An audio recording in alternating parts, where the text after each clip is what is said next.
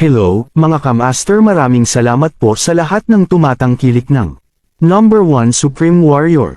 Paki-follow and subscribe mga master para sa mga susunod pang mga kabanata. Number 1 Supreme Warrior. Kabanata 3641. Ang Broken Soul Blade ay marahas na nakipagsagupaan sa Tiger Dragon Fist. Isang pagsabog ang narinig, at naramdaman ni Octavius na parang sumusuntok siya sa isang bundok na bakal. Pagkatapos noon, parang may laso na kulay abong enerhiya ang umaakyat sa kanyang kamao. Ang kapangyarihan ng Tiger Dragon Punch ay pumapalibot sa kanyang kamao, kaya sa tuwing hahampasin niya ang isang kalaban, palagi siyang maayos salamat sa proteksyon ng enerhiyang iyon. Gayunpaman, ang kanyang karaniwang malakas na pag-atake ay ganap na nasunog nang mahawakan nito ang kulay abong enerhiya. Nanlaki ang mga mata ni Octavius habang hindi makapaniwalang nakatingin sa kanyang kamao. Pagkatapos noon, nagsimulang kumalat ang sakit na hanggang buto mula sa kanyang kamao hanggang sa kanyang buong katawan. Hindi niya napigil ang mapasigaw sa sakit habang mabilis na umatras. Alam niyang malamang na hindi siya kalaban para sa kanyang kalaban, ngunit hindi niya inaasahan na magkakaroon ng ganoon kalawak na bangin. Ang kanyang Tiger Dragon Fist ay walang kalaban-laban sa kanyang kalaban. Hindi lang iyon, natalo ito sa isang iglap. Noon lang niya napagtanto kung gaano katanga ang naging desisyon niya kanina. Isa lang ang nasa isip ni Octavius sa sandaling iyon, ang tumakbo. Kailangan niyang makatakas kaagad sa lugar. Kung hindi, mawawalan siya ng buhay. Kinasusuklaman niya ang kanyang kalaban. Kung kaya niya, gusto niyang punitin ang kanyang kalaban. Sa parehong ugat, hindi siya bibitawan ng kanyang kalaban. Nipatikip si Octavius sa kanyang mga ngipin at galit na pinipigilan ang sakit habang siya ay tumalikod upang tumakas. Gayunpaman, pinahahalagahan niya ang kanyang lakas. Walang sino man ang makatiis sa sakit ng kanilang kaluluwa na kinakain. Isang matinding sakit ang kumalat mula sa kanyang kamay hanggang sa kanyang buong katawan. Nakakailang hakbang pa lang siya nang tuluyan na siyang mawalan ng kontrol sa lahat ng tunay niyang lakas. Agad siyang bumagsak sa lupa. Pagkatapos noon, hindi na niya makontrol ang sarili niyang katawan. Para siyang halimaw na umiiyak lang sa lupa. Sa sandaling iyon, casual na naglakad si Jack. Gumugulong-gulong si Octavius sa sahig ng walang pakialam sa sariling imahe. Kung kaya pa niyang pigilan ang sarili, walang paraan na papayag siyang magpakita ng ganoong tanawin. Gayunpaman, hindi niya nakayanan ang sakit ng kanyang kaluluwa na kinakain. Ngumiti si Jack, naglakad papunta sa gilid ni Octavius. Inilabas niya ang dalawang katawan mula sa mustard seed, inihagis ito sa tabi ng kabilang partido upang makita sila ni Octavius ng malinaw. Kinokontrol ni Jack ang kapangyarihan ng Broken Soul Blade, na binabawasan ang bilis ng kanyang kaluluwa na kinakain upang bigyang daan si Octavius ng isang sandali ng malay. Humihingal si Octavius. Puno ng pawis ang buong katawan niya, para siyang na-fishing palabas ng pond. Nang makontrol niya ang kanyang katawan ay agad niyang nakita ang mga bangkay na iyon sa tabi niya. Nanlaki ang mata niya, hindi na siya makahinga. Napuno siya ng takot habang nanginginig. Kilalang kilala niya ang mga bangkay na iyon. Sila ang kanyang mga kapwa-alagad na nakipaglaban sa kanya. Gayunpaman, hindi nagtagal, at sila ay patay na. Walang duda na pinatay sila ni Jack. Napalunok si Octavius, hindi man lang naglakas loob na tumangala, sino ka? Kung nakita lang talaga niya ang husay ni Jack noon, hinding-hindi siya makakasama ni Kay sa labanang ito laban kay Jack. Matapos masaksihan ang kakayahan ni Jack, sa wakas ay napagtanto niya kung gaano kabiro ang kanyang mga naiisip noon. Si Jack ay hindi lamang napakalakas. Ang mga kasanayan ni Jack ay maaaring isaalang-alang sa tuktok ng mundo ng ikalawang baitang. Iniisip pa niya kung matatalo ba ng 6 o 7 sa kanila si Jack. Kinilig si Octavius. I know I won't survive, but can you tell me who you are? There's no way you're someone unknown. Kung ganun, bakit hindi mo ipakita ang mukha mo? Kabanata 3642. Kung ikukumpara sa kanyang kalaban, nadama ni Octavius na lubos na hindi gaanong mahalaga.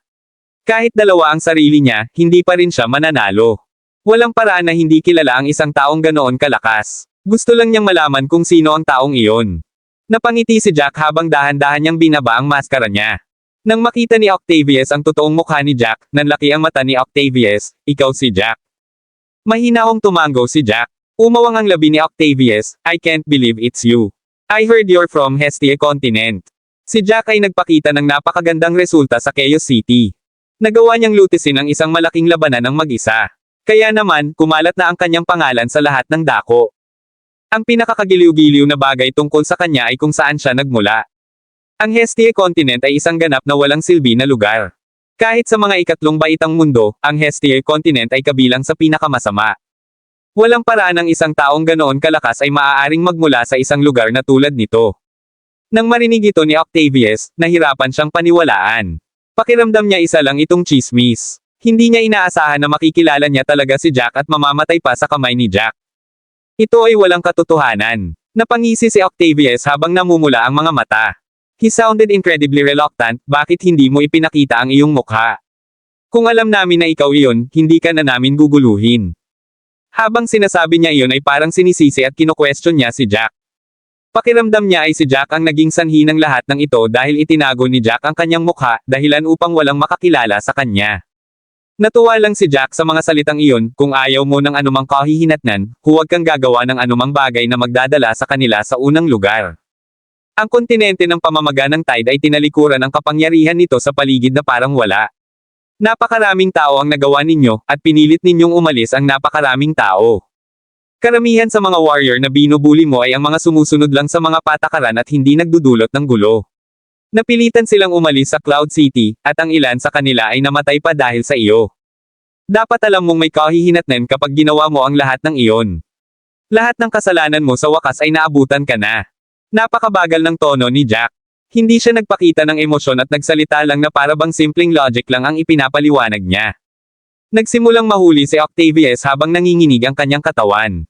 Kahit na kinokontrol ni Jack ang kapangyarihan ng Broken Soul Blade na hindi wasakin ang kaluluwa ni Octavius ng ganoon kabilis, pinapabagal lang nito ang kapangyarihan. Ito ay hindi tumigil sa lahat. Kitang-kita pa rin ni Octavius na hinihiwa ang kanyang kaluluwa. Ang sakit na iyon ay naging sanhi ng panginginig ng kanyang buong katawan. Hindi makontrol ang paggalaw ng kanyang mga kalamnan. Ang kanyang ekspresyon ay umiikot na lampas na rin sa kanyang kontrol. Nakaramdam ng pagkalungkot si Octavius. Ito ay hindi lamang ang sakit, kundi pati na rin ang takot sa kamatayan na bumaba sa kanya. Malamig na tiningnan ni Jack si Octavius, gawin mo sa iba kung ano ang gusto mong gawin sa iyong sarili. Nagdurusa ka lang sa mga kahihinatnan ng iyong sariling mga aksyon. Walang dapat ikalungkot. Kung hindi ako, iba na ang gumawa nito. Mabilis na tumibok ang puso ni Octavius ng mga sandaling iyon habang maraming imahe ang lumabas sa kanyang ulo. Lahat ng mga taong nakasakit sa kanya noon. Malupit ang pakikitungo ni Octavius sa kanila. Kapag nakibahagi sila sa mga hamon, pinapapunta ni Octavius ang mga tao upang patuloy silang kutsain at pukawin. Hindi sila magkakaroon ng pagkakataong makatakas. Ang ilan sa kanila ay pinahirapan hanggang mamatay, habang ang ilan sa kanila ay ganap na umalis sa Cloud City. Kabanata 3643. Naalala pa niya ang mga ekspresyon ng mga mukha nila. Ito ay katulad ng sa kanya sa sandaling iyon. Napangiti ng mapait si Octavius. Hindi mahalaga kung gaano siya kalungkot, kailangan niyang aminin na tama si Jack. Inani niya ang kanyang itinanam. Anong nangyayari? Sobrang layo ba? Kaso nakasimangot na sabi. Nakarating na siya sa predetermined spot. May 8 iba pa ang kasama niya. Ang isa pang 6 ay wala pa rin doon. Habang unti-unting humahaba ang panahon, tila lalong nagiging problema ang sitwasyon. Pagkatapos ng lahat, ito ay hindi magandang lugar. Ang fog battlefield ay puno ng aura ng kamatayan. Ang kamatayan ay nasa lahat ng dako sa lugar na ito. Para sa mga skeleton badge, kahit ano ay maaaring gawin. Napabuntong hininga si Case at nagpatuloy, maghihintay pa tayo. Kung hindi pa sila dumating, aalis na lang muna tayo. I trust in their skills. I've looked at all the other challengers. Other than that guy, no one else is worth our notice. They're all just trash. If someone meet them, it would take some time, but there shouldn't be any problem. However, the situation will be very bad. Ngunit, naramdaman ni Case na kahit na ang ilan sa kanila ay hindi pinalad na makilala si Jack, hindi ito maaaring 6 sa mga nawawala. Ang nasa likod ni Case ng mga sandaling iyon ay si Maurice, na mula sa kanilang angkan. Tahimik na nakatayo si Jimmy sa tabi ni Maurice. Napakaseryoso ng kanyang ekspresyon sa mga sandaling iyon. Habang unti-unting lumilipas ang oras, patuloy siyang lumilingon sa paligid, pinagmamasdan ang kanyang paligid. Gayunpaman, walang tao doon na naging dahilan upang lalo siyang mag-alala. Sabi ni Maurice, ano ang hinahanap mo sa paligid? Kahit na may naririto, hindi mo na sila makikita. Kapag malapit na sila, makikita na sila ng lahat. Napabuntong hininga si Jimmy, na may pag-aalalang sinabi, bakit wala si Octavius dito? May na-encounter kaya siyang problema. Nagtaas ng kilay si Maurice. Siya ay nag-iisip tungkol sa iba pang mga bagay at nakalimutan ang tungkol kay Octavius. Si Jimmy ay nagsilbing paalala. Dapat ay dumating na si Octavius pagkatapos ng mahabang panahon. Ang iba pang hindi dumating ay halos lahat ay mas mahina kaysa kay Octavius. Kahit na ang pinakamalakas sa iba pang 5 ay halos nasa antas ni Octavius. Sa galing ni Octavius, kung walang surprise sa daan, dapat nakarating na siya. May nakasalubong ba siyang basura na hindi niya kayang hawakan? Pag-alala ni Maurice, walang paraan na may mangyayari sa kanya. Nakalimutan mo na ba ang kanyang mga husay? Siguradong may nakasalubong siyang ilang piraso ng basura sa daan. Kahit maliit ang mga langgam, may halaga pa rin sila. Kung papatayin niya sila, makukuha niya ang mga skeleton badge. Baka may makuha siya sa kanila. Kung may nakilala man ako, aatake din ako. Baka mag-aksaya ng oras, pero malaki ang kikitain. Hindi lang si Maurice ang nakadama ng ganoon. Maliban kay Jimmy, ganoon din ang iniisip ng iba. Kahit na nakilahok sila sa fog battlefield para maalis si Jack, ang mga reward na makukuha nila ay nasa isip pa rin nila. Matapos malutas ang pinakamahalagang problema, maaari rin silang kumita mula dito. Ito ay natural na isang masayang bagay. Siguradong magiging masaya sila kung sila ang nasa ganoong posisyon. Kaya lang, napakadali nilang nakarating sa lugar ng pagtitipon, hindi nakikipagkita sa iba. Tumangala si Jimmy at seryosong sinabi nang marinig niya iyon, hindi naman sa ganoon. Siguradong gagawa kayong lahat ng ganyan, pero talagang hindi gagawin ni Octavius. Kabanata 3644. Uunahin niyang alisin si Jack kaysa sa lahat. Hindi niya hahayaang maantala siya. Matagal ko na siyang kasama. Mas naiintindihan ko siya dito. Siguradong may nangyari kung wala pa rin siya. Habang sinasabi niya iyon ay nagsimulang manginig ang boses niya.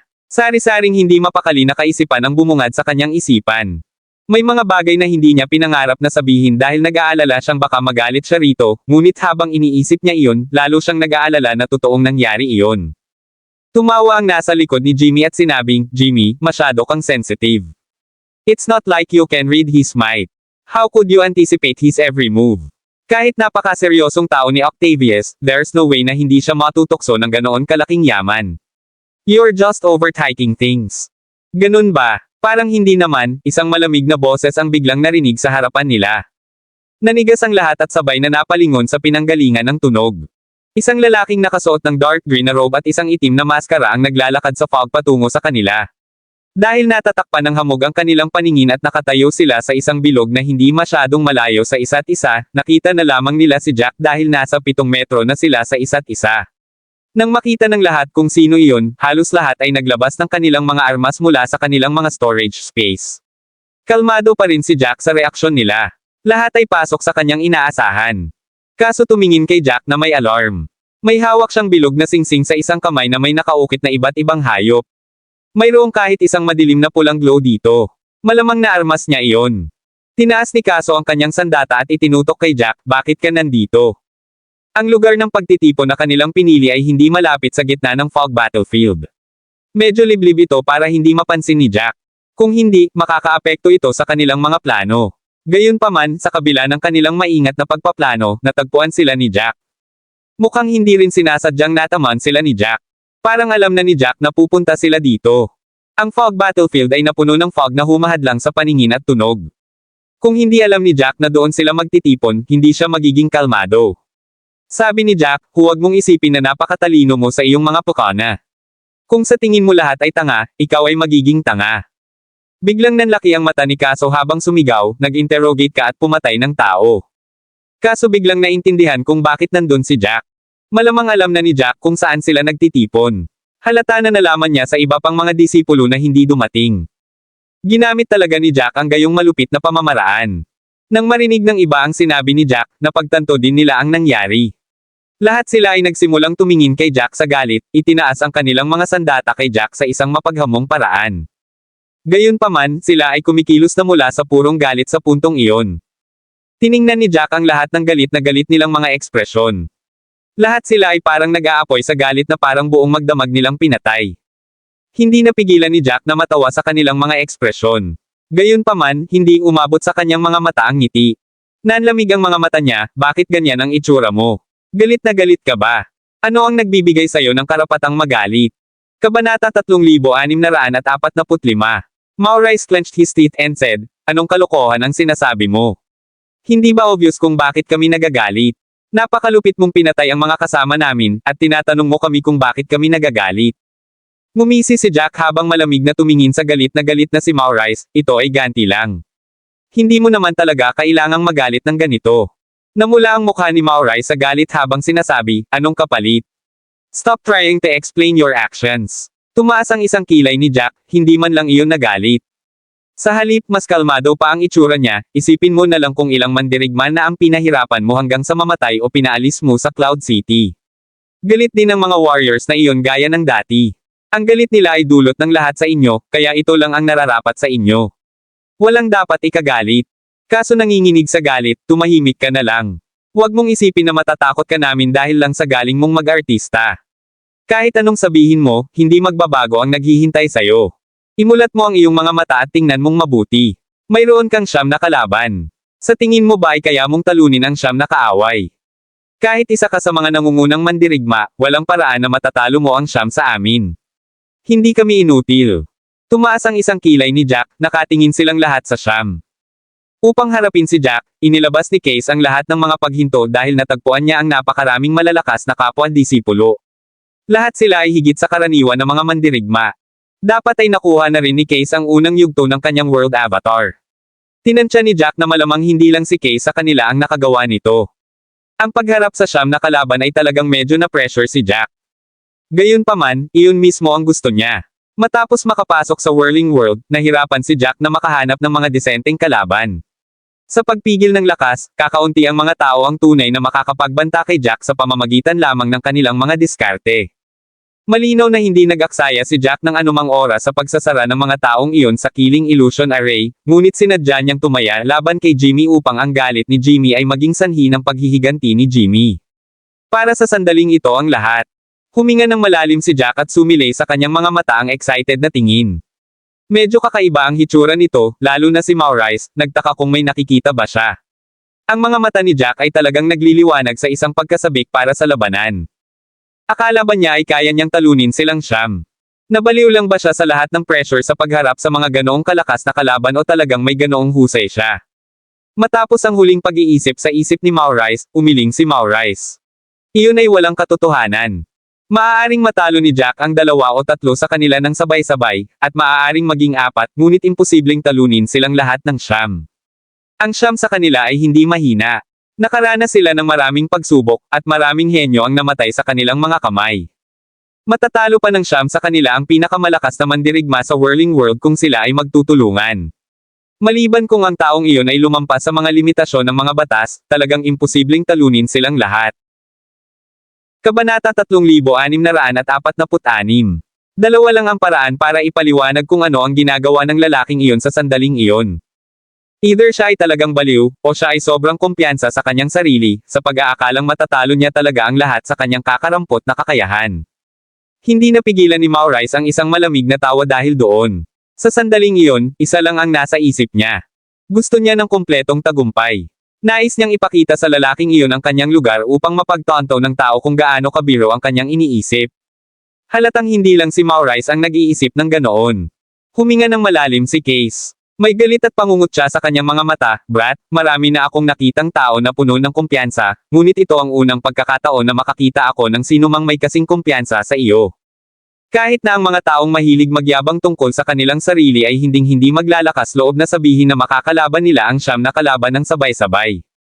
Hindi rin naman tayo slouches. Kasama ako, 3 sa atin ang makakabuo ng World Avatar. Kung aatake tayo ng buong lakas, kahit na ang pinakamalakas na mandirigma sa Whirling World ay kailangang tumakbo.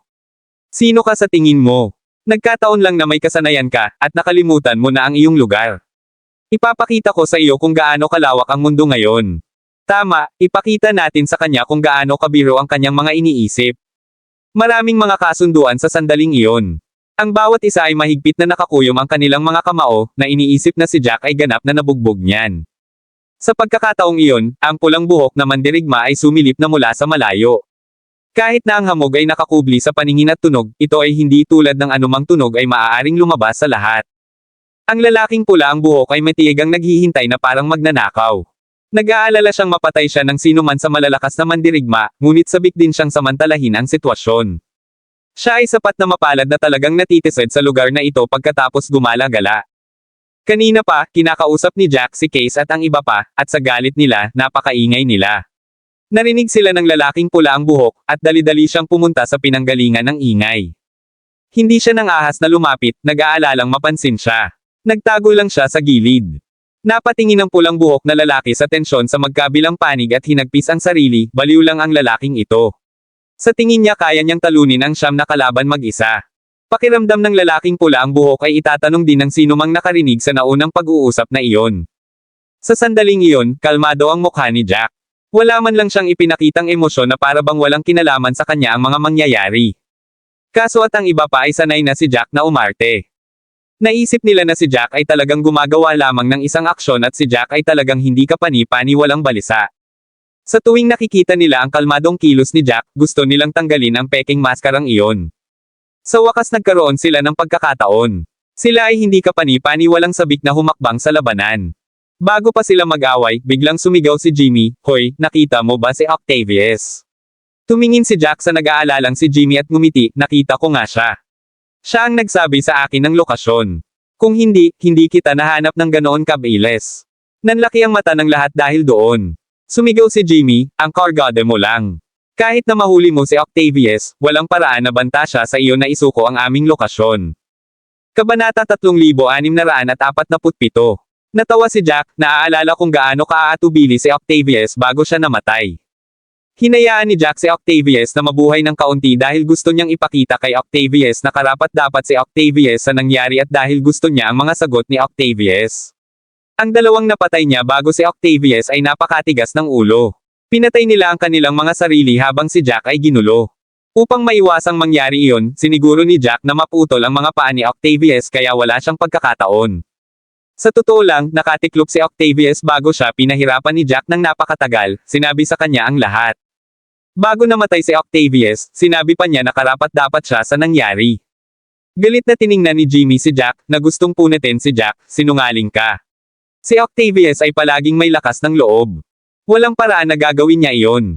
Dapat na nakuha mo ang impormasyon mula sa ibang tao at sinusubukan mo lang siyang sirain. Hindi ako mahuhulog dito. Makinig ka dito, siguradong maghihiganti ako para kay Octavius. Sisiguraduhin kong babayaran mo ang halaga.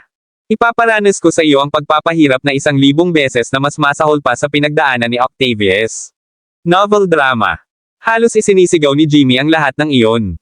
Galit na galit siya kay Jack. Gusto niyang sibakin si Jack. Napangisi si Jack, wala man lang pakialam. Sa sandaling iyon, wala nang ibang masabi. Ang magagawa lang nila ay lumaban. Ang lahat ay hindi kapani-pani walang nakatutok. Nagsimulang gumalaw ang mga kamay ni Case habang hindi mabilang na mga silang nabuo sa hangin. Isang napakalaking dila ang lumitaw. Ang dila ay natatakpan ng isang kasuklam-suklam na likido, at mayroong hindi mabilang na mga tinek dito. Sa mga dila ay may iba't ibang seal na mukhang kasuklam-suklam at masama. Kumunat ang noo ni Jack, iniisip kung anong klaseng teknik ang paglabas ng parang dila. Parang parte ito ng katawan ng halimaw. Iniisip niya kung saan nalaman ni Case ang ganoong bagay. Nang matapos iyon ni Case, inipon niya muli ang lahat ng tunay niyang lakas. Isang malabong katawan ang nabuo sa likuran niya. Ang katawan ay parang aso na may ulo ng leon. Mukha itong halimaw, ngunit malabo itong sabihin. Tumaas ang isang kilay ni Jack, nakitang ito ang world avatar ni Case. Kahit na ang mga avatar sa mundo ay mga pagpapakita ng mga batas ng mundo, ito ay malapit na nauugnay sa lahat ng personal. Ang bawat tao ay bubuo ng ibang avatar sa mundo. Ang world avatar ni Case ay figure ng isang hayop. Sa ibabaw ng teknik na ginagamit niya, nagtaka si Jack kung ano ang mga katangian ng world avatar. Gayunpaman, hindi ito ang oras para magtanong. Sa sandaling kumilos si Case, ginawa rin ng kanyang mga kapwa alagad. Walang sino man sa kanila ang nagpigil habang inilalabas nila ang kanilang buong lakas. Pinlano nilang harapin si Jack sa isang suntok. Huminga ng malalim si Jack, sa wakas ay nakaramdam ng ilang pressure na matagal nang nakatakas sa kanya. Gumawa siya ng mga seal gamit ang kanyang mga kamay, at ang mga kulay abong seal ay nagsimulang tumunog sa hangin. Isang bilog na singsing na may taas na kalahating tao ang nabuo. Hindi mabilang na mga seal ang nagpalibot sa singsing, na naglalaman ng siksik na enerhiya ng kaluluwa. Iyon ang Storm God rank technique, Soul Burst Ring. Ang Soul Burst Ring pa rin ang pinakamalakas na pag-atake ni Jack. Ang isang Storm God rank technique ay hindi isang bagay na maaaring makipagkompetensya sa isang regular na diskarte. Kabanata 3648. Kahit isang halimaw na kasing laki ng isang maliit na bundok ay puputulan ng Soul Burst Ring. Ang Soul Burst Ring ay halos hindi mapigilan. Wala pang nakaligtas dito. Huminga ng malalim si Jack, inilabas ang buong lakas niya. Simula nang pumasok siya sa whirling world, hindi pa siya naging ganoon ka-excited. Kung tutuusin, mayroon siyang 9 na kalaban, at wala ni isa sa kanila ang mahina. Brat, mamatay ka. Kaso sumigaw. Buong lakas siyang sumabog habang tinutukan ng malagkit na dila si Jack. Ang 7 iba pang mga diskarte ay inilunsad pasulong. 9 na iba't ibang anyo ng enerhiya ang lahat ay sumusulong kay Jack. Ang pag-atake ay nagwawasak, na nagdulot ng kahit na ang espasyo mismo ay nasira. Nakasimangot si Jack habang nagtutulak pasulong, pinalawak ang Soul Burst Ring sa 3 metro. Ang Soul Burst Ring ay mabilis na umiikot habang ito ay lumawak. Ang madilim na pulang rune ay kumikislap sa buong oras tulad ng isang parola. Biglang nag-clash ang 9 na teknik sa Soul Burst Ring. Nakarinig ang lahat ng matinding pagsabog na masakit pa sa tenga. Ang matinding sagupaan ay nagdulot ng puwang sa mismong pagbaluktot habang ang hindi mabilang na mga anyo ng enerhiya ay nagsalubong, sinusubukang lumunin ang isa't isa. Kaway-kaway ng enerhiya na pinalabas. Nakaramdam si Jack ng impact sa kanyang dibdib na bumaon sa kanyang katawan. Naputol ang kanyang tunay na lakas ng proteksyon, at nabali ang isa sa kanyang tadyang mula sa pag-atake. Napabalikwat siya kaagad. Ang iba pang 9 ay hindi gaanong mas mahusay. Ang matinding pagsabog ay nagpalipad sa kanila. Maging ang lalaking may pulang buhok sa gilid ay hindi nakaiwas sa lahat. Kahit malayo siya, tinamaan siya ng shockwaves at pinabalik ng ilang metro. Bumagsak siya sa lupa, at naramdaman niya ang paglilipat ng kanyang mga organo mula sa impact. Ginamit niya ang kanyang braso upang suportahan ang kanyang katawan habang siya ay umuubo ng marahas, naglalabas ng dugo. Sobrang sakit kaya gusto niyang umiyak. Ang isa niyang kamay ay nakahawak sa kanyang dibdib habang lumuluha siyang tumangala. Pagtingin sa ulap sa harapan niya, hindi niya akalain na mangyayari iyon. Akala niya magiging ganap na one-sided affair ito. 9 na pag-atake ay sumulong. Ipinapalagay niya na ang lalaking nakamaskara ay hinding-hindi makakapit, na ang pamamaraan na ginamit ng lalaki ay naputol na, at ang lalaking iyon ay kailangang harapin ang 9 na pag-atake. Nai-imagine pa nga ng lalaking may buhok na pula na ang lalaki ay pinaghiwa-hiwalay, ngunit ang katotohanan ay ganap na naiiba sa kanyang mga inaasahan. Ang diskarte ng taong iyon ay nagawang labanan ng 9 na iba't ibang mga diskarte. Hindi naman ito mahina. Talagang nagawa niyang labanan ng 9 na tao. Baliw ito. Nangyayari talaga. Sabi ng lalaking pula ang buhok sa paos na boses. Kung hindi niya mismo nasaksihan, hinding-hindi siya maniniwala. Napalunok ang lalaking pula ang buhok. Nanginginig ang buong katawan niya. Hindi naman nagyayabang ang lalaking nakamaskara na iyon. Ang malakas ay isang malabong ideya sa ulo ng lalaking pula ang buhok bago ito. Alam niya na sila ay mas mahuhusay at mas mahusay kaysa sa kanya sa lahat ng paraan.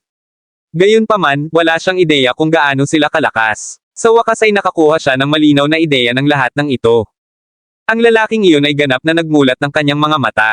Nagawa niyang makatabla laban sa 9 na malalakas na mandirigma. Nakakakilabot. Ang lalaking pula ang buhok ay hindi man lang langgam laban sa isang kapangyarihang tulad niyan. Huminga siya ng malalim, biglang napagtanto kung gaano kabiro ang kanyang naiisip kanina. Sa harap ng isang taong ganoon kalakas, papatayin siya sa isang daliri lang kahit nasugatan ang lalaki.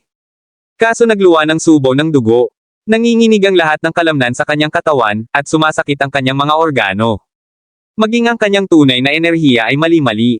Pakiramdam niya ay hindi niya kayang kontrolin ang kanyang paghinga. Kabanata 3649. Nung tinamaan siya ng shockwave kanina, inisip pa niya kung mamamatay ba siya on the spot.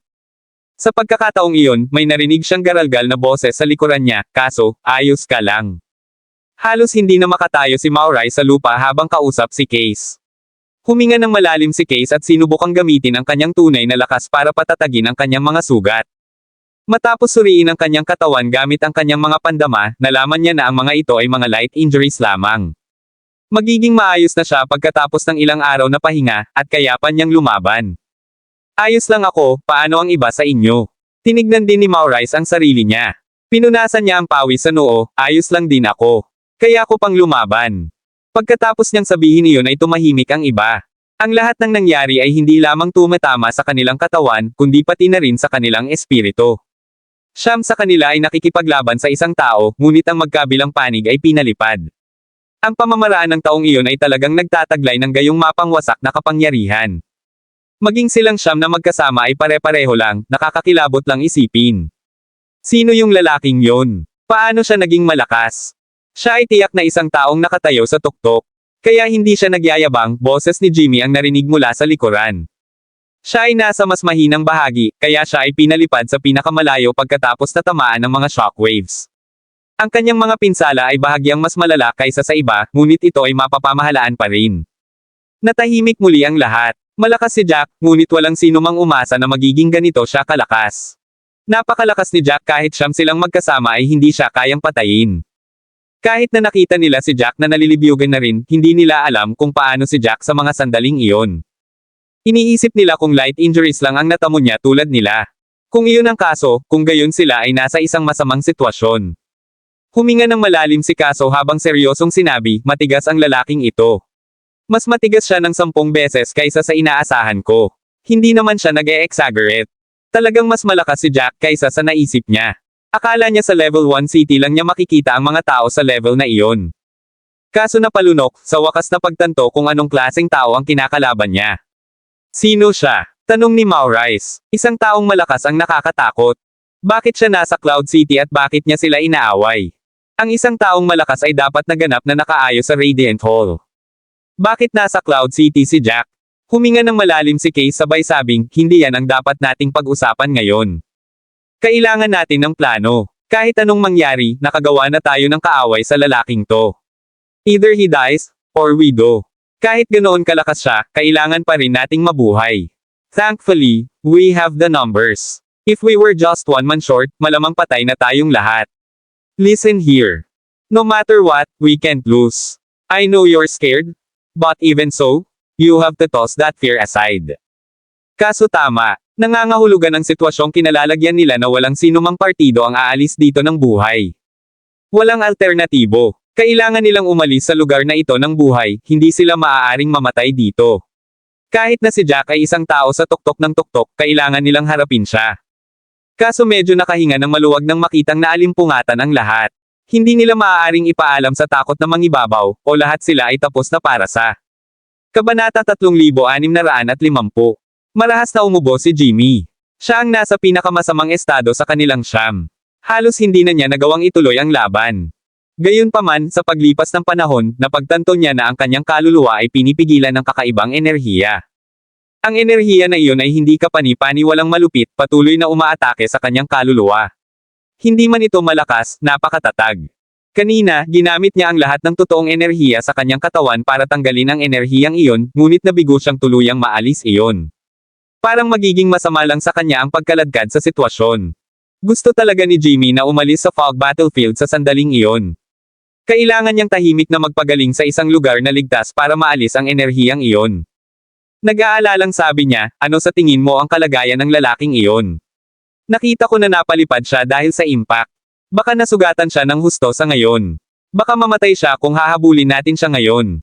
Kumunat ang noo ni Kaso, huminga ng malalim bago nagsalita, nakita ko rin siyang lumilipad, pero mahirap sabihin kung ano ang kalagayan niya. Pagkasabi niya nun, tumayo si Case sa lupa. Tumingin siya sa ulap at sinabing, baka ito na lang ang pagkakataon natin.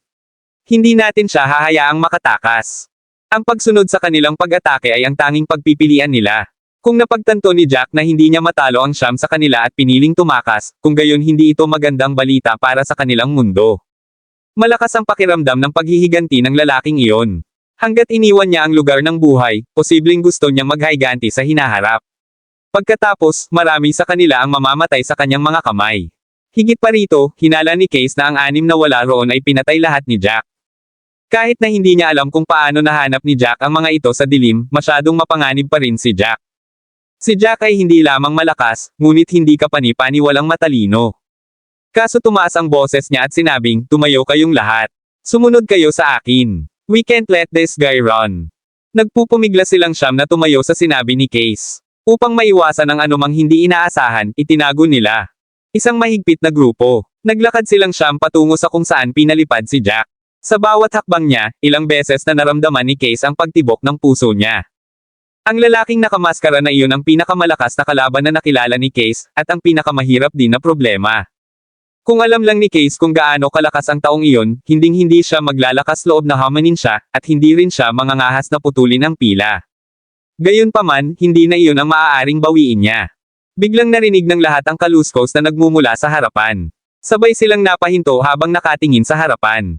Kitang-kita nila ang pag-aalalang paghinga ng isa't isa, maging ang paglunok ng isa't isa.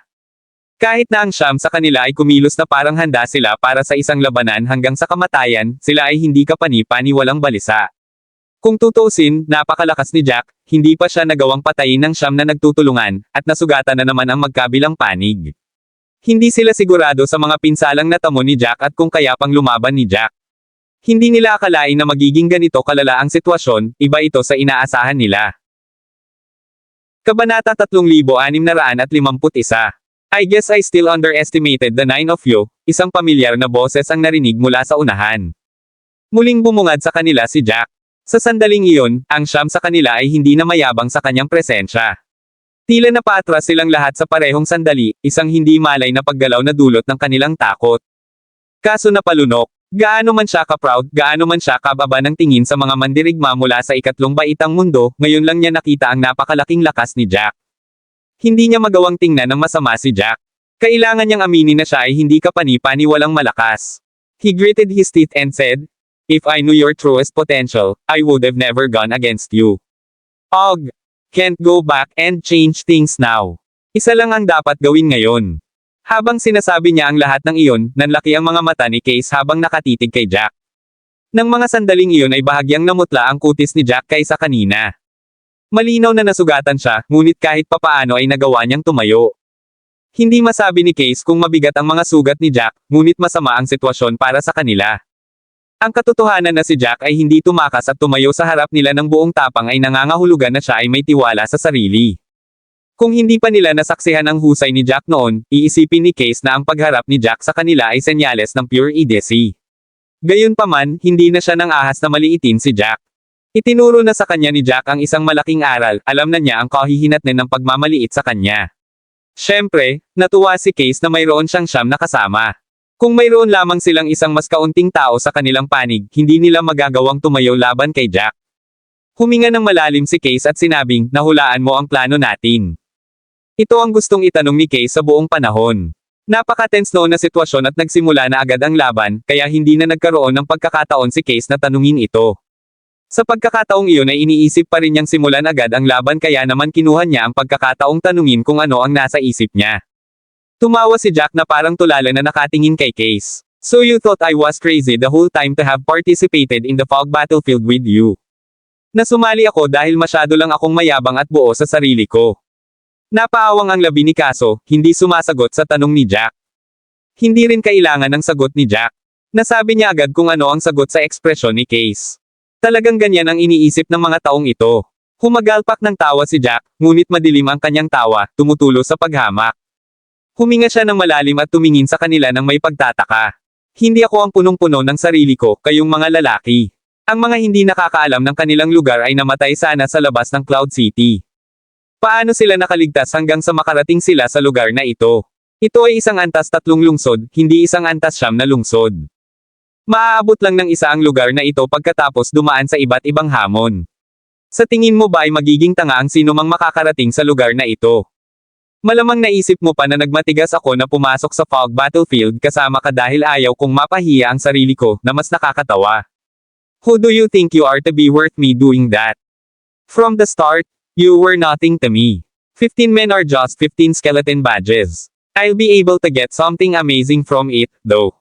Nagdilim ang ekspresyon ni Case at ng iba pa. Sa wakas ay naipahayag ni Jack ang kanyang panloob na pag-iisip, na lalong nagpahiya sa kanila.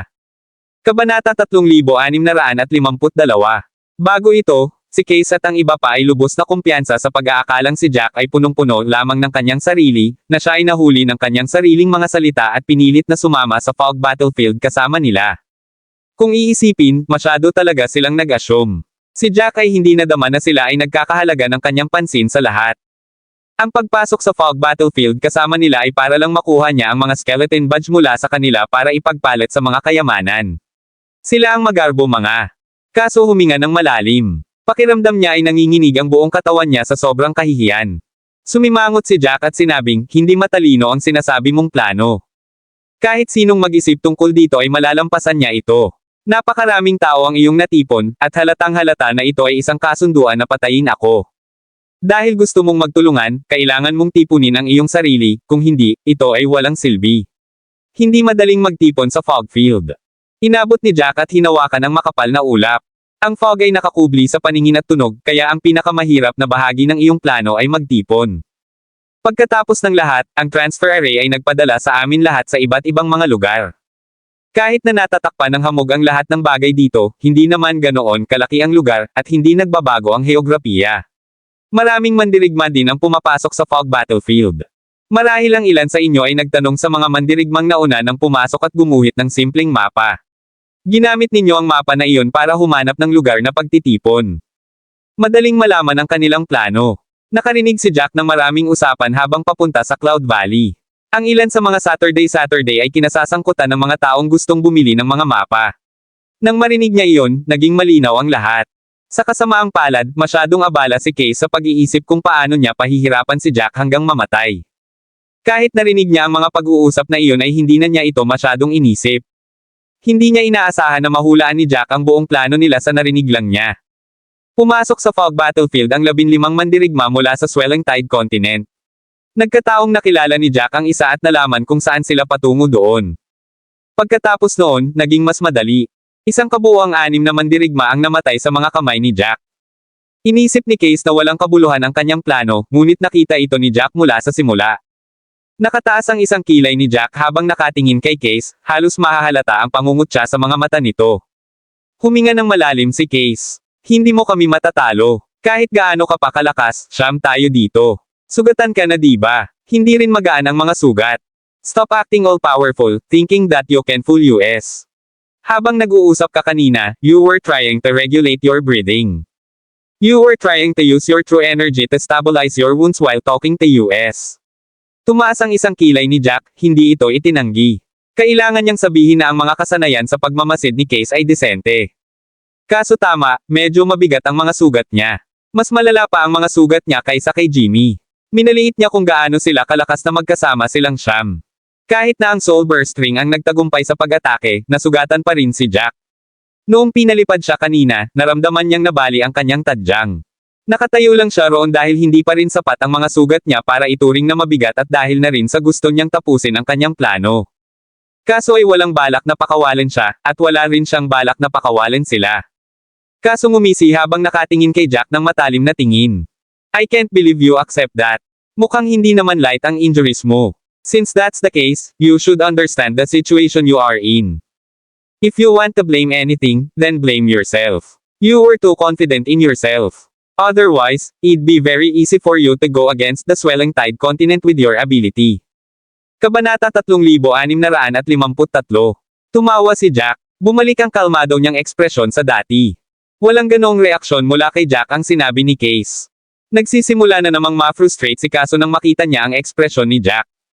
He hates seeing Jack look so confident na parang walang makakaapekto sa kanya. Palagi niyang natitiyak na magaling lang si Jack sa pag-iingat, at ganoon pa rin ang pakiramdam niya. Kung tutuusin, nasugatan nilang siyam si Jack. Kahit gaano pa siya kalakas, hindi nito mababago ang katotohanan. Kung patuloy na lalabanan sila ni Jack, tiyak na matatalo siya. Ang katotohanan na si Jack ay may hitsura pa rin ng kawalang interes ay dapat na peke. Napangiti si Jimmy at napabuntong hininga, hoy. Sabi ko sa'yo magdurusa ka, at ngayon, oras na.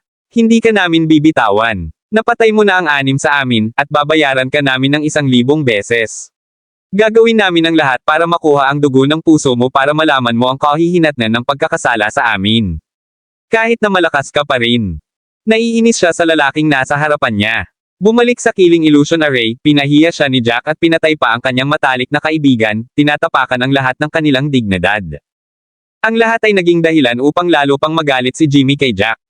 Bago ang labanan, nanumpa siya sa kanyang sarili na babayaran niya si Jack para sa lahat ng 100 beses. Nang marinig iyon ni Jack ay lalong lumalim ang lamig sa mga mata ni Jack. Huwag kang masyadong masaya. Pagkatapos niyang sabihin iyon, nagsimulang gumawa ng mga selyo si Jack gamit ang kanyang mga kamay. Natigilan silang lahat. Hindi nila inasahan na si Jack ay mag-iingat sa hangin ng ganoon, na nakikipaglaban sa kanila kahit na siya ay nasugatan at nasa isang dehado. Nanlaki ang mata ng lalaking pula ang buhok sa gilid habang nakatingin sa kanila. Nang makita niyang umaatake na naman si Jack ay natigilan siya. Hindi ba sanay tumakas ang malalakas? Si Jack ay tila hindi katapat sa kanyang mga kalaban, kaya bakit hindi na lang siya tumakas? Hindi naman ganoon ka-iya. Tutal, may 9 na kalaban. Kapag 9 laban sa isa, ang 9 ang palaging dapat ikahiya. Gayunpaman, ang lalaki ay talagang umaatake muli, walang pakialam na siya ay dahado. Nakakalito. Kaso nanunuya at sinabing, baliw ka yata. Dahil gusto mong mamatay, pagbibigyan ka namin. Nagsimula siyang bumuo ng mga seal gamit ang kanyang mga kamay, at isang world avatar ang nabuo sa likod niya. Kaso nagngangalit ang mga ngipin niya. Ang tagumpay ang tanging pagpipilian nila sa sandaling iyon. Pilit niyang inilalabas ang bawat pulgada ng kanyang lakas. Hindi nila maaaring hayaang mabuhay ang taong ito. Iyon din ang iniisip ng iba. Lahat sila ay bumuo ng mga seal at pinalapot ang kanilang enerhiya. Walang pakialam si Jack sa kanilang ginagawa. Sa sandaling iyon, nasa sarili niyang mundo. Gumalaw ang kanyang mga kamay habang nabuo ang maraming seal sa hangin. Kabanata 3654. Sa sandaling iyon, isang itim na ambon ang bumangon sa likod ng katawan ni Jack. Tumaas din ang mga siksik na seal. Sa ilang paghinga lang, ang kulay abong ambon ay mas matangkad na sa isang tao. Unti-unti itong nabuo sa anyo ng isang tao na kamukha ni Jack. Sa sandaling iyon, tumangala si Jack at malamig na sinabi, hindi lang ikaw ang nakakuha ng isang bagay mula sa Cloud Valley. Pagkatapos niyang sabihin iyon, gumawa ulit siya ng mga seal. Isang matinding kapangyarihan ang nagmula sa World Avatar sa likod ni Jack, na sama-sama sa mga seal na kanyang nabuo. Ang isang World Avatar ay nakapagpataas ng kapangyarihan ng isang mandirigma. Higit pa rito, ganap na nakumpleto ni Jack ang kanyang may pagkakamali sa alinman sa kanyang 76 na mga selyo. Huminga siya ng malalim, at isang gintong kinang ang lumabas sa kanyang mga mata. Sumigaw siya, ito ang pinakamalakas kong estado. Kaso nag-react sa puntong iyon, pero huli na ang lahat. Sa sandaling iyon, inilunsad niya ang kanyang pag-atake. Gustuhin man niyang tumakbo ay hindi siya makakataka sa ganoong kalayuan. Hindi niya naisip ito dati. Kung tutuusin, naisip niya na hindi mapapantayan ni Jack ang 5 sa kanila kung hindi niya pinakawalan ang buong lakas. Kaya, hindi man lang niya naisip ang posibilidad na may natitira pang maipapakita si Jack. Hindi man lang niya naisip kung nakabuo na siya ng World Avatar. Kaso nagngangalit ang mga ngipin niya. Kinasusuklaman niya si Jack, ngunit huli na ang lahat. 10 iba't ibang diskarte ang nagsalubong, at sa pagkakataong ito, mas matindi ang banggaan. Sinubukan ng 10 iba't ibang anyo ng enerhiya na lunokan ng bawat isa ng buo sa hangin. Ang Soul Burst Ring ay parang hilingan ng karne, ganap na nilalamon ang lahat. Malakas ang pagsabog. Lahat ng 9 sa kanila ay naramdaman ang isang napakalaking puwersa na sumabog sa kanilang harapan, na nagpapalipad sa kanilang lahat. Naramdaman pa ni Kaso ang mga kaluskos na nagmumula sa kanyang dibdib, at iniluwa niya ang isang subo ng dugo. Pagkaraan ng ilang sandali, bumagsak siya sa lupa, nagngangalit ang kanyang mga ngipin sa sakit. Kahit konting galaw lang ay ramdam na niya ang sakit ng kanyang mga beleng buto. Ito ay hindi lamang ang kanyang mga tadyang sa sandaling iyon, ang iba pang bahagi ng kanyang katawan ay nasugatan din. Tuluyan nang nabali ang kanyang kaliwang braso. Humihingal si Kaso habang pilit siyang bumangon, ngunit sa pagkakataong iyon, bigla na lang siyang nakaramdam ng kakaibang enerhiya na unti-unting gumagapang mula sa kanyang dibdib patungo sa kanyang buong katawan. Ang enerhiyang iyon ay napunit ang kanyang kaluluwa, na nagdulot sa kanya ng pagsirit. Ang kaluluwang napunit ay hindi maliit na bagay. Kung masyadong marami ang nawala, siya ay magiging isang pile. Ginamit ni Kaso ang lahat ng tunay niyang lakas para itulak pabalik ang kapangyarihang iyon. Sa sandaling iyon, nakarinig siya ng mga yabag. Tumangala siya nang makitang nasa tabi na niya si Jack, kalmado ang ekspresyon ng lalaki gaya ng dati. Sa pagkakataong ito, hindi na pinalipad si Jack. Pinatibay ng World Avatar ang Soul Burst Ring at ito ay higit pa sa sapat laban sa 9 na iba pang pag-atake, kaya't hindi nataman si Jack. Dahan daw ang yumuko si Jack at malamig na tumingin kay Case. Akala mo pa naman matigas ang ulo ko dahil tumanggi akong umalis pagkatapos kong masugitan, di ba? Sa sandaling sinabi iyon ni Jack, nakaramdam si Case ng panunuya. Bigla siyang tumawa, feeling niya isa siyang tanga. Kakasabi pa lang ni Jack na hindi siya tanga, pero tumanggi pa rin si Case na baguhin ang kanyang iniisip. Parang si Case ang totoong tanga. Tama si Jack. Ang sinumang nakapasok sa Cloud City ay isang may kakayahang tao, at walang puwang para sa pagkakamali doon. Hindi siya umalis dahil confident pa rin si Jack. May trump card pa rin na hindi inaasahan ni Case. Kabanata 3655.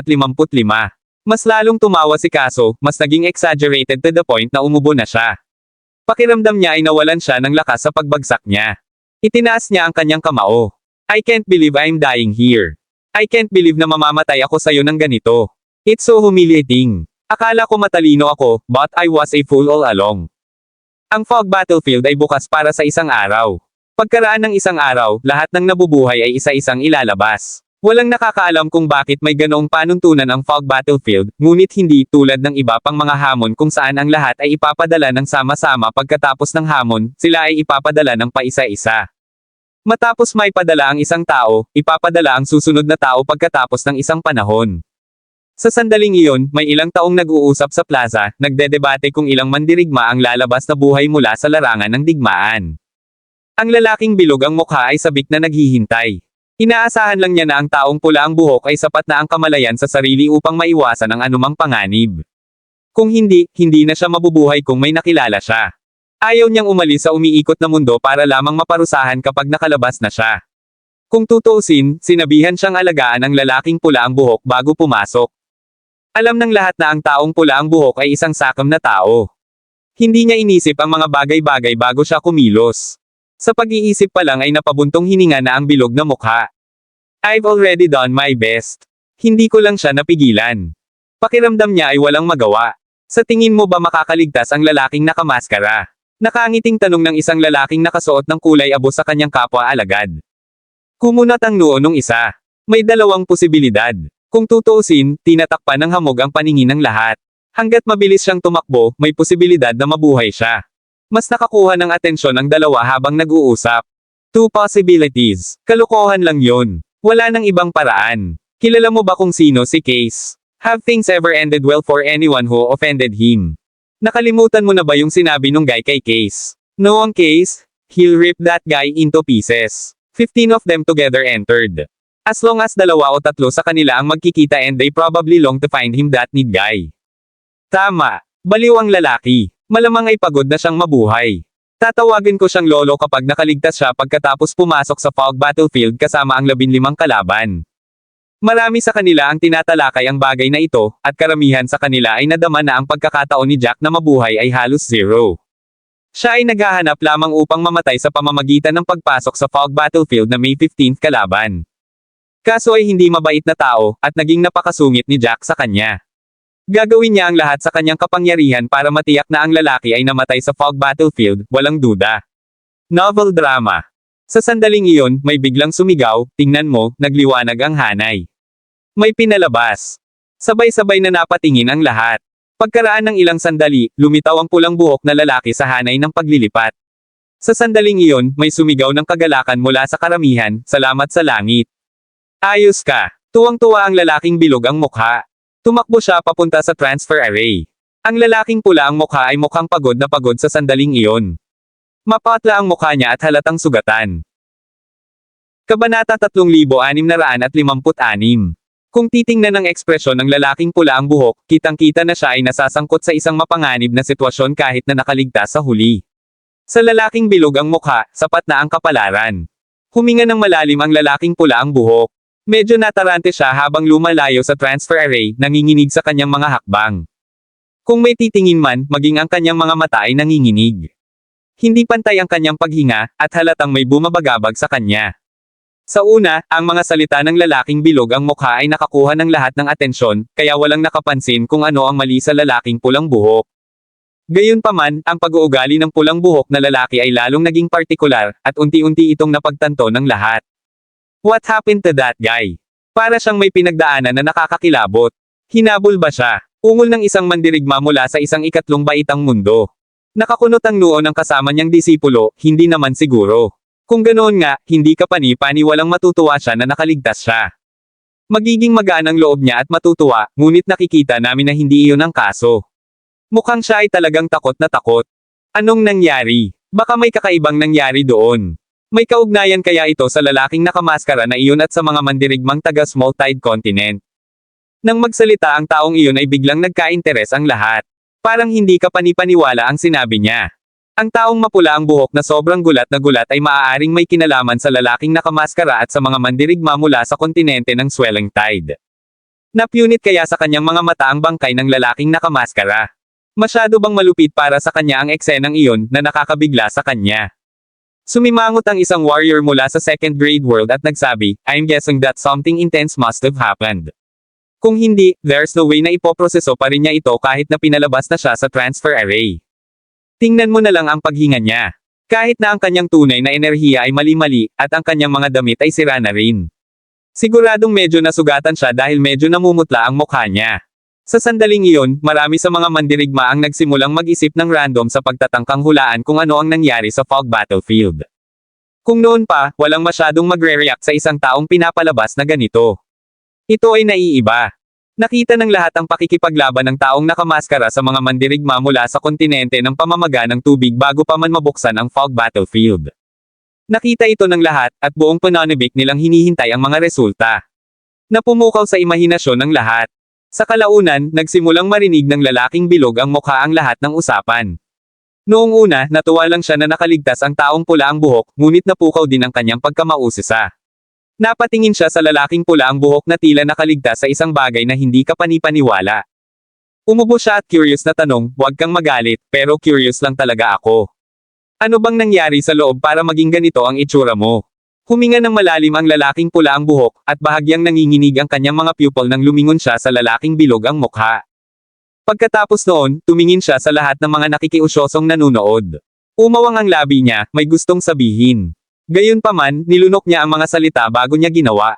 Kabanata 3657. Mahirap para sa sino man na paniwalaan ang kanyang nasaksihan nang hindi nakikita ito sa kanilang sarili.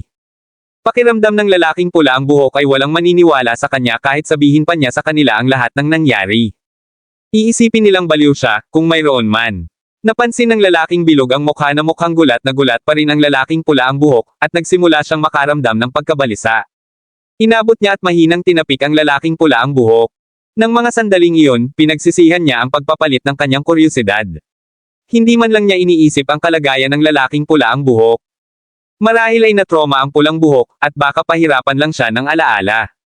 Habang inaaliw ng lalaking bilog ang mukha ang lalaking pula ang buhok at nagpaplanong sabihin sa kanya na hindi niya kailangang sumagot, sa wakas ay sinabi ng lalaking pula ang buhok, "Anong uri ng kayamanan sa tingin mo ang makukuha mo ng 15 skeleton badge?"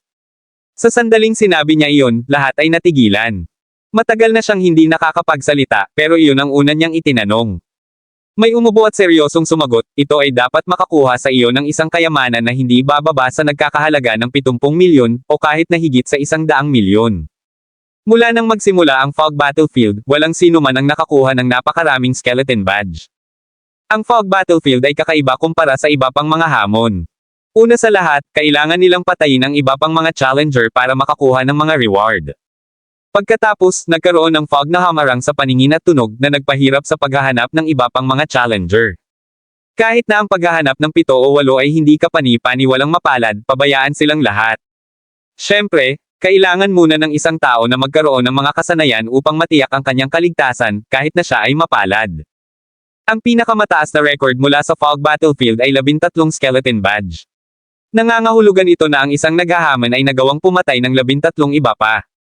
Huminga ng malalim ang lalaking pula ang buhok. Napalunok siya at sinabing, "Malamang hindi ka maniniwala sa akin kahit na sabihin ko sa iyo ang lahat. Hindi ko na rin kailangang sabihin sa iyo, makikita mo ang nangyari mamaya." Nataranta ang lahat sa sinabi niya. Hindi nila alam kung ano ang maaaring mangyari na hindi nila paniwalaan. Right after that, sinabi pa ng pulang buhok na makikita nila ang nangyari. Ito ay isang kakaibang bagay na sabihin, at lahat ay nakikiusyoso. Sa sandaling iyon, muling umilo ang transfer array. Isang dark green na figure ang lumabas sa transfer array. Ang lalaking nakamaskara ay mukhang hindi kapani-paniwalang kahanga-hanga habang siya ay lumabas. Kung ikukumpara sa gulat na lalaking pula ang buhok, mas kalmado siya. Natigilan ng lahat nang makita ang tao. Halos lahat sila ay nanlalaki ang mga mata habang nakanganga sa hindi makapaniwala. Si Jack iyon. Nakaligtas siya. Goodness, I thought he'd die in there. What the heck is Case doing? Paano siya hinayaan ni Case na mabuhay pagkatapos ng lahat ng nangyari? I'm starting to respect this guy. When they signed up, he looked so calm, like nothing would affect him at all. Even after being sent out of the Fog Battlefield, ganun pa rin ang itsura niya. Parang walang nangyari sa loob at all. I doubt it's that simple. Something unexpected must have happened. Kabanata 3658. Pagkasabi ng taong iyon ay nilinggan niya ang lalaking pula ang buhok at nanlaki ang mga mata nito. Nanginginig ang buong katawan ng lalaki, at medyo nabaluktot ang ekspresyon nito. Para siyang naapektuhan. Higit pa, unti-unting napansin ng lahat kung gaano kakaiba ang kinikilos ng lalaki. Noong unang lumabas sa hanay ang lalaking pula ang buhok, kahit na mukhang gulat na gulat ay medyo normal, ang itsura niya. Magmula nang lumabas si Jack sa transfer array, gayunpaman, ang lalaki ay tila nakatingin sa isang multo. Nanginginig ang buong katawan niya. Halata namang may mali sa kanya. Nagkaroon ng kaguluhan sa mga mandirigma doon. Ang lahat ay hindi kapani-pani walang mausisa. Napakamot ng ulo ang ilan sa kanila, iniisip kung ano ang nangyari para maging emosyonal ang pulang buhok. Nagtataka sila kung bakit nagawang iwan ng lalaking nakamaskara ang fog battlefield sa perpektong kondisyon din. Parang hindi sa fog battlefield ang pinasok niya kundi sa sarili niyang garden. Kakaalis lang niya pagkatapos ng masayang lakad. Huminga ng malalim si Jack at dahan-daang lumabas sa transfer array. Wala siyang pakialam kung paano nakatingin sa kanya ang lahat. Naglakad siya ng pantay-pantay, novel drama. Mga 10 metro ang layo mula sa transfer array ay ang cloud platform kung saan maaaring palitan ang mga skeleton key. Ito ay kapansin-pansing mas maliit kaysa sa Stage of the Nine sa Chaos City. Gayunpaman, ang mga materyales na ginamit sa paggawa ng platform ay mukhang mas mahal. Ito ay ganap na pinalamutian ng mga mahalagang metal at alahas. Napatingin ang lahat habang naglalakad si Jack papunta sa platform. Pagkatapos nito, mahinahon siyang naglabas ng 15 skeleton badge at inilagay ang mga ito sa plataporma. Sa sandaling iyon, ang mga mata ng lahat ay parang lalabas na sa kanilang mga saksakan habang silang lahat ay humihingal. Hindi sila makapaniwala sa kanilang nakikita. Hindi lamang ligtas na umalis si Jack sa fog battlefield, ngunit mayroon pa siyang 15 skeleton badge. Nakakabaliw ito. Ang talaan ng fog battlefield ay 13, at sinira ito ni Jack. Higit pa rito, tila napakalmado ni Jack na para bang naglalabas lang siya ng 15 na mga kristal na espirito, hindi 15 na mga badge ng kalansay. Kumakabog ang dibdib ng lahat, ngunit bukod sa isang paghinga, tahimik ang buong lugar. Masyadong hindi kapani-paniwala. Ito ba ay katotohanan? Hindi lamang sila nakakita ng isang tao na sumisira sa record, ngunit siya ay mula pa sa isang ikatlong baitang mundo. Na-offend pa niya ang 15 kalaban bago iyon. 15 kalaban. 15 skeleton badge. Habang lumilipas ang panahon, unti-unting naiintindihan ng lahat ang nangyari. May kabuuang 15 mandirigma mula sa kontinente ng pamamaga ng Tide ang pumasok sa fog battlefield. Pumasok sila para patayin si Jack, hindi para sa anumang mga badge. Gayunpaman, pagkatapos magsara ang fog battlefield, ang dapat na papatayin ay buhay at mayroon pang ang 15 skeleton badge sa kanya. Naging sanhi ito ng lahat sa kanila na magkaroon ng matapang na pag-iisip sa kanilang mga isipan, ngunit ang pag-iisip ay napakabaliw. Naramdaman pa nila ang mabilis na pagtibok ng kanilang mga puso sa pag-iisip lamang tungkol dito. May nagsabi, 15 skeleton badge. Kakaiba iyon. Napatay ba talaga ng lalaking nakamaskara ang 15 kalaban? Nagkataon bang nakapulot siya ng gininto ang pagkakataon sa isang lugar? Maaari bang may magsabi sa akin kung ano ang nangyari? There's no way anyone could be so lucky. Don't you think this is just too strange?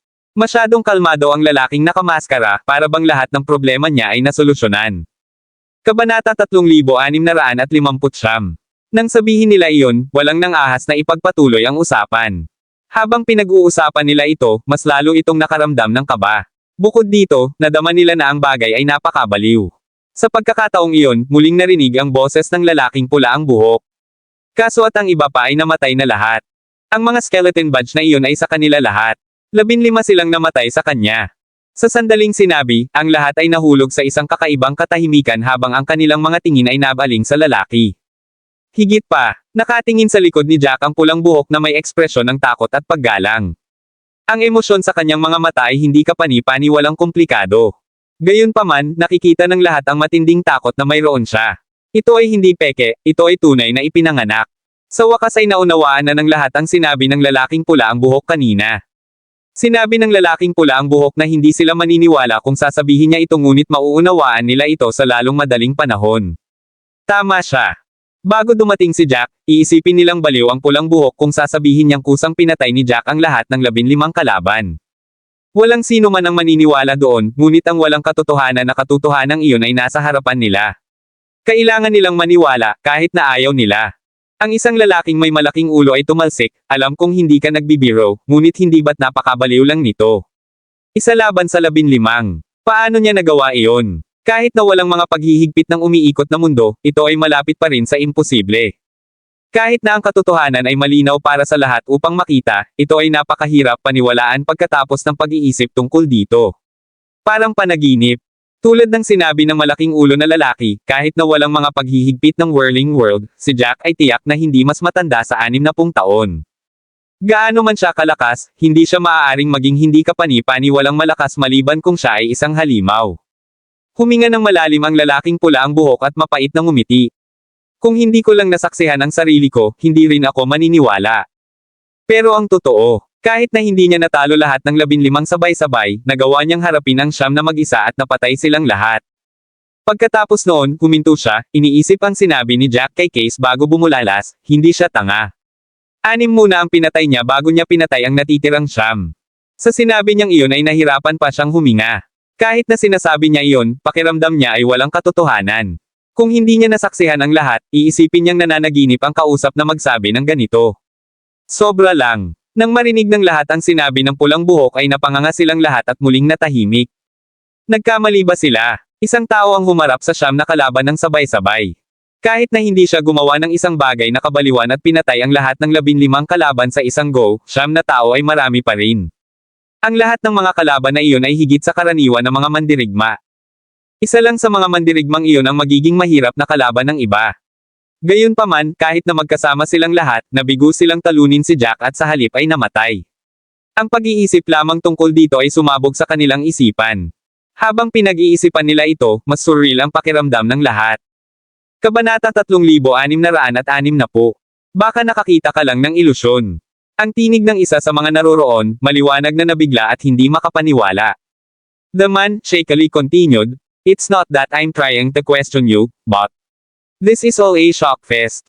Kung naging regular warrior sana silang siyam, tatanggapin na namin, pero lahat ng siyam sa kanila ay malalakas na mandirigma sa paningin namin, lahat mula sa kontinente ng namamaga. Kahit na hindi sila kasing lakas ni Case, hindi rin sila ganoon kababa. Ang siyam sa kanila na magkakasama ay hindi kapani-paniwalang makapangyarihan. Duda ako na kahit ang pinakamalakas sa mga mandirigma ay makakayanan ang pag-atake mula sa kanilang lahat ng sabay-sabay." Ang tanong na itinatanong niya ay siya ring ipinagtataka ng iba. Kung ang siyam na iyon ay mga ordinaryong mandirigma, natutunan nilang tanggapin ito, ngunit lahat sila ay higit sa karaniwan. Kahit na hindi sila kapantay ng mga nakatayo sa pinakatuktok, mas mababa pa rin sila sa kanila. Ang siyam na mandirigma na nagtutulungan ay hindi maaaring maliitin, ngunit lahat sila ay natalo sa taong nakamaskara. Hindi mahalaga kung paano nila iniisip ito ay ganap na walang katotohanan. Hindi nila matanggap ang katotohanan. Ni hindi nila alam kung sino ang third grade world masked warrior. Ganoon ba siya kalakas? Maaari bang may ibang bagay sa paglalaro? Huminga ng malalim ang lalaki at naiinip na sinabi, bakit ako magsisinungaling sa iyo? Kahit na hindi ako kasing lakas ng mga mandirigmang iyon mula sa kontinente ng swelling tide, hindi ako dolt. Masasabi ko kung ano ang totoo at kung ano ang hindi. Higit sa lahat, mayroon siyang 15 skeleton badge sa kamay. Tiyak na hindi iyon mapepeke. Nakukuha na niya ang kanyang kayamanan. Ang galit na mga talakayan ay pumuno sa mga tainga ni Jack, ang kanilang mga boses ay tumaas habang sila ay nagtatalo sa isa't isa. Maganda ang pandinig niya, kaya natural niyang narinig ang mga usapan nila. Gayunpaman, hindi ito mahalaga sa kanya. Lahat ng kanyang iniisip ay nakatuon sa plataporma sa sandaling iyon. Nakabasag ng record ang 15 skeleton badge. Wala pang nakakuha ng numerong iyon bago siya. Anong mahahalagang kayamanan ang kikitain niya? Habang iniisip niya iyon, biglang may natanggap na mensahe si Jack sa kanyang isipan.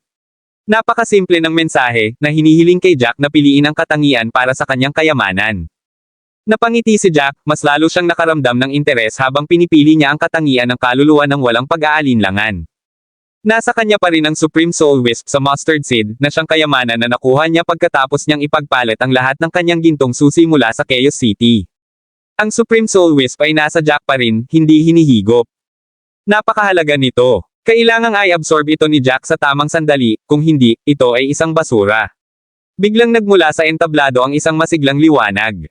Tumangala si Jack para makitang tumindi ang liwanag bago lumitaw ang isang purple na perlas. Pagkaraan ng ilang sandali, nawala ang liwanag, at ang kayamanan ay nahayag sa kanya. Isang purple soul pearl. Bulalas ni Jack, hindi napigilan ang sarili. Ito ay isang mahalagang kayamanan, walang alinlangan, ito ay talagang isang purple soul pearl na matatagpuan sa ikalawang baitang mga mundo. Ang mga mundo ng ikatlong baitang ay hindi makagawa ng mga ito sa lahat. Sa ikalawang baitang mga mundo, ito ay isang hindi kapani-paniwalang mahalagang kayamanan. Huminga ng malalim si Jack para pakalmayan ang sarili bago niya inilagay ang perla sa kanyang kamay. Ang perlas ay kumikinang sa hindi kapani-pani walang siksik na enerhiya ng kaluluwa. Maraming salamat mga kamaster sa walang sawang pagsusubaybay, isang like, share, and subscribe naman dyan mga kamaster. Abangan ang susunod pang mga kabanata.